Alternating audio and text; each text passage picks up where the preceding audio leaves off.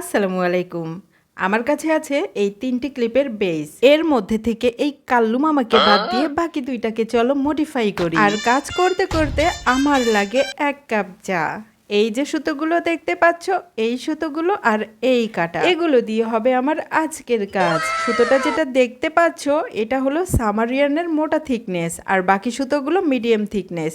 নিয়েছি আমি 2.5 মিলিমিটারের হুক। প্রথমেই দেখো একটা ম্যাজিক রিং করে নিয়েছি। এইবার চেইন করে নিচ্ছি মোট 4টি চেইন করার পরে আমি করে নিব ইনকমপ্লিট ডাবল ক্রোশে মোট 6টি। দেখো একটি করে নিয়েছি, আরও একটি ইনকমপ্লিট ডাবল ক্রোশে করে নিলাম। এরকম করে মোট 6টি কিন্তু করে নেব। তোমাদেরকে আরেকটা কথা বলি, তোমরা চাইলে এই কাজটাকে কিন্তু উল সুতো দিয়ে করতে পারো, তাহলে কিন্তু ফিনিশিংটা আরও সুন্দর আসবে। দেখো আমার এখানে মোট 6টি ইনকমপ্লিট ডাবল ক্রোশে করা শেষ। হুকের উপরে মোট 60টি সুতোর লুপ ছিল, তার মধ্যে 6টি সুতোর লুপের ভিতর দিয়ে টেনে বের করেছি। এবার পরবর্তী 2টি লুপের ভিতর দিয়ে টেনে বের করে নিলাম। এরপরে দেখো চেইন করে নিয়েছি 2টি, তারপরে ওই রিংয়ের ভিতরে করে নিলাম একটা স্লিপ স্টিচ।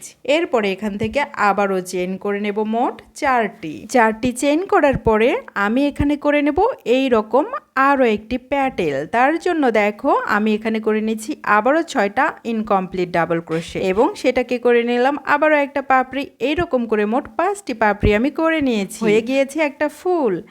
এবার অরেঞ্জ কালারের সুতোটাকে আমি ম্যাজিক রিং দিয়ে নিলাম, চেইন করে নিচ্ছি 2টি চেইন করার পরে এখানে করব আমি পাফ স্টিচ। তবে এখানে আমি দেখো সুতো এইভাবে হুকের সাথে পেঁচিয়ে নেব মোট 8 বার। তোমরা চাইলে কিন্তু আরো কম বা বেশি করেও পেঁচিয়ে নিতে পারো। সাধারণত পাফ স্টিচ হয় 4 বার পেঁচিয়ে নিয়ে। এইবার দেখো সবগুলো লুপের ভেতর দিয়ে আমি হুকটা এভাবে টেনে বের করে নিলাম। তারপর একটা স্লিপ স্টিচ দিয়ে করে নিচ্ছি লক। এবার চেন নেব 2টি চেন নিয়ে ওই যে প্রথমে রিংটা করে নিয়েছিলাম সেম রিংয়ের ভিতরে করলাম একটা স্লিপ স্টিচ, এবং আরও একটা স্লিপ স্টিচ দিয়ে কেটে নিলাম। হয়ে গেল আমাদের ফুলের উপরের অংশটা। এইবার এটাকে একসাথে নিয়ে নিচের সুতো এবং উপরের সুতো দিয়ে বেঁধে দেব।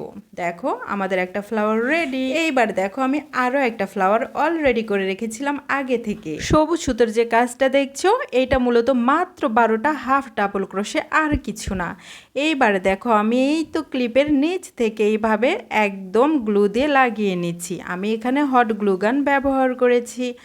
এইবার এর সাথে কিন্তু আমি ফ্লাওয়ারটাও অ্যাটাচড করে নিচ্ছি। এইটা যে শুধুমাত্র বাচ্চারা এবং কিশোরীরা পরবে এমন কিন্তু না, বড়রাও কিন্তু অনায়াসে ব্যবহার করতে পারবে সুন্দর সুন্দর এই হেয়ার ক্লিপগুলো।